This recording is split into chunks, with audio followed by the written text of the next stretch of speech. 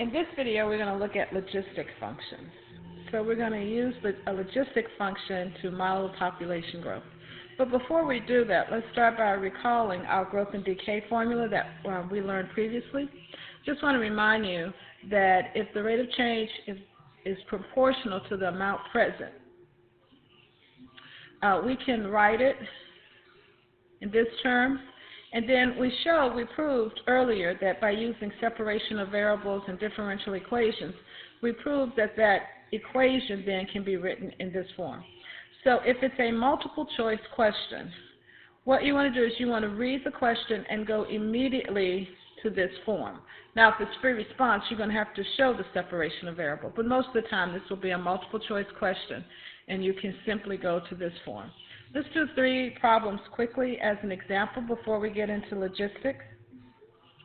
All right, so this one says the population of Holly Springs is increasing continuously at a rate proportional to the number of citizens. Now that statement tells me that the population, dp/dt, is increasing at a rate proportional to the citizens. So dp/dt is equal to kp. So once we know that, we can go immediately to the form that the population is equal to the initial value, the initial population, e to the kt. Because it's multiple choice, I don't have to set up a differential equation to do this. So I'm given some information. I'm told that the population doubles every 8 years. Now, I'm not given an initial population. However, I can just make one up. Because if it's doubling every 8 years, I can say, okay, the initial population was 10, and in 8 years there will be how many? 20. Correct. So let's assume that the initial population was 1, and in 8 years the population will be 2. Oh yeah, I know that doesn't make sense, but go with me. It doesn't matter what numbers you choose. If you want to choose a different number, choose a different number. All right, so now we need to solve for k. Dividing both sides by 1, we get 2 is equal to e to the 8k. Taking the natural log of both sides, we get the natural log of 2 is equal to 8k, natural log of e. The natural log of e is 1, so k is equal to the natural log of 2 divided by 8.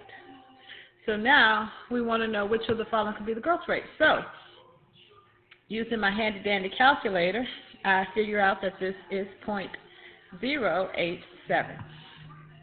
However, that's not one of the answers because I think when I was typing the answer I had a little bit of dyslexia. And this answer should be, I looked it up, it should be 0.087. I just transposed those 2 numbers. Sorry about that.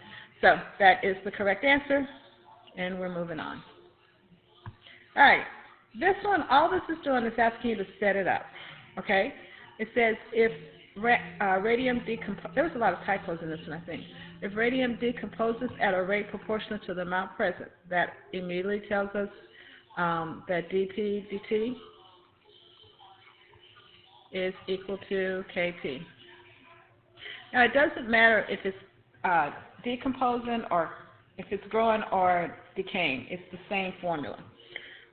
So basically what this is going to take us to our formula, which is P is equal to A sub 0 e to the kt. And in our case, A sub 0 is given by R0 and K is given by C. And I think P was given by R, so the answer is B. That's pretty simple. The next one was a little bit more complicated, but it's basically the same thing. The population continues at a rate proportional to the population at that time. So once again, dp/dt is equal to kp, which takes us to P is equal to P sub 0. That's the initial population they gave us, is equal to e to the kt. We're told that the population doubles in 50 years. So once again, we're going to do the exact same thing. We're going to have population, initial population is 1, e to the, it doubles every 50 years, so t is 50. and that's equal to 2 because it doubled. Solving for k, we get k is equal to the natural log of 2 divided by 50. Okay, so we want to know what is the population in 75 years. So then the population in 75 years, once again, is going to be whatever that initial population was, E, and K is the natural log of 2 over 50 times 75. But what they're asking us to find is the ratio between the population in 75 years and p sub 0. So that ratio then, I'm going to divide both sides by p sub 0 and get p75. This is the ratio that they're looking for, is equal to e to the natural log of 2 times 75 over 50. That doesn't seem to be an answer, but let's do some algebra. I can rewrite this. I remember e to the natural log of this quantity can simply be written as p75 over p0 is equal to, I don't know why the parentheses should go there, is equal to e to the natural log of this is simply that value. So that becomes the natural log of 2 times 3/2. No, that's not right. I'm sorry.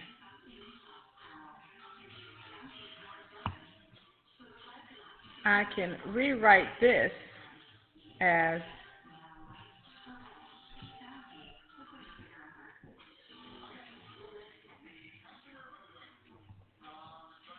I'm sorry, this is irritating me because it's in the way. What did I write? I can rewrite this. If I go back and rewrite this, I can write this as p75 over p sub 0 is equal to e to the 3/2 natural log of 2. Because 75 over 50 is 3/2. So that became e to the 3/2 natural log of 2, which I then can write as p75 over p0 is equal to e to the natural log of 2 raised to the 3/2. Okay? So now using the property e to the natural log of 2 to the 3/2 can be written as simply 2 raised to the 3/2, which is the same as the square root of 8. So I'm using algebra here because remember I can do 2 cubed, which is 8, and raised to the 1/2 means the square root of that, so I can write that as the natural log of 8, which I then can write as 2 radical 2, so my answer is D. Sorry about that, but we get the idea. So that is a review of growth and decay, and come back and then we will do logistics in just a minute.